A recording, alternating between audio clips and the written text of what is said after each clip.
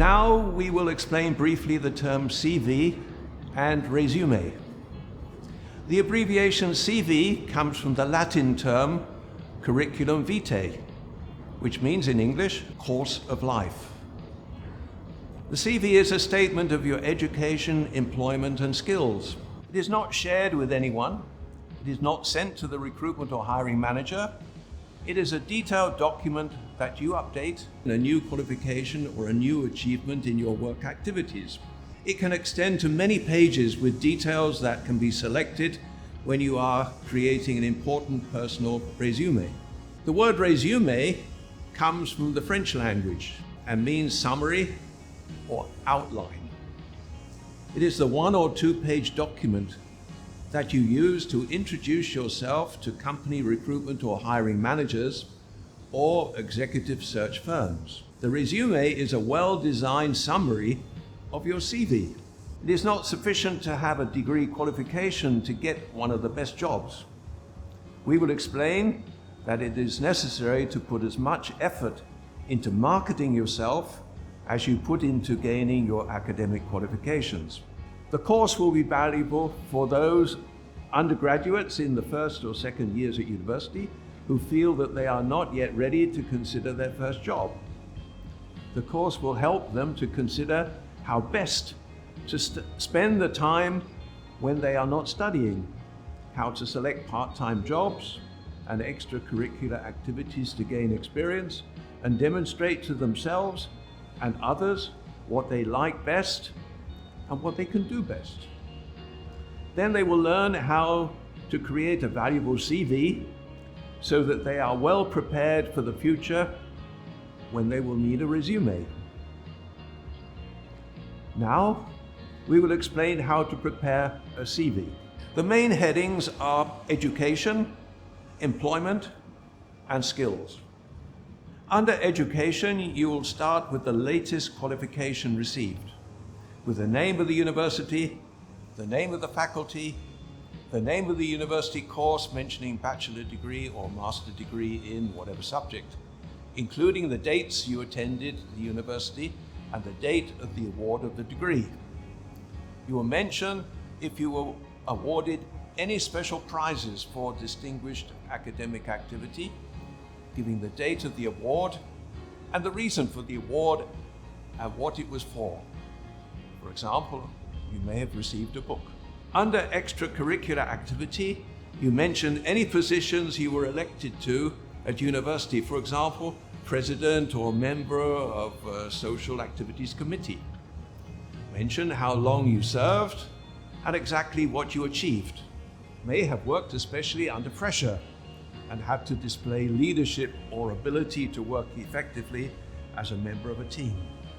Under employment, you will include all employment starting with the latest or current employment. Your employment will include part-time work, giving the name of the employer, the location, the city, your position, and the start date and finish date. You should mention if you had to work under pressure to meet deadlines and the nature of the work and outcomes. Remember, the benefits of some work activities may not be immediately apparent, so it is good to review past activities and the results, and if there is a benefit, try to quantify it in statistical terms. For example, increased sales by 15% within 6 months, or increased active customers by 10% in 12 months. It's very important to put this statistical information. Under skills, mention any formal training courses that you attended, the organization running the training, the location, the duration of the training with dates, and if a certificate was awarded, you should mention that too. Under skills, mention your computer proficiency with details, especially if you are particularly skillful in the use of Excel, PowerPoint, or any other specialist programs. If you are proficient in a language, in addition to your mother tongue, mention the level. And if you have a certification, for example, IELTS, International English Language Testing System for English, with a score or any foreign language certificate. In IELTS, there are individual scores for listening, reading, writing, and speaking, and an overall score. Under publications, mention the articles you have written with the title of the publication, the name of the book or journal, professional magazine, or conference paper with the date.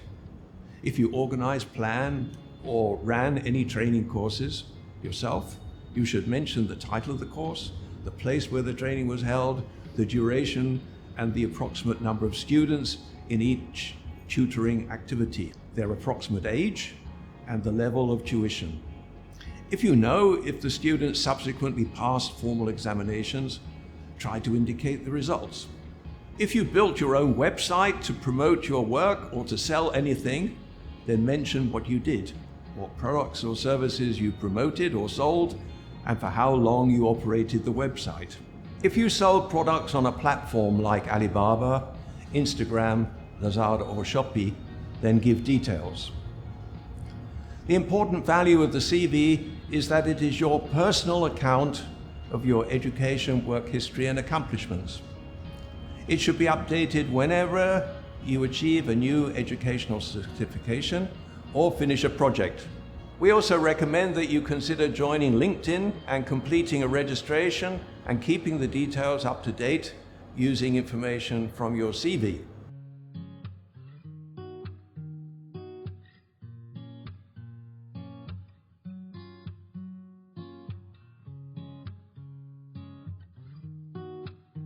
We know of a research director in Indonesia who encouraged his staff to update their CVs after the completion of every research activity.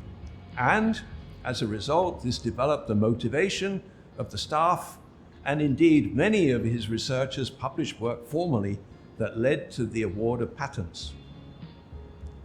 We will show how the key features in your CV will be extracted and put into your resume.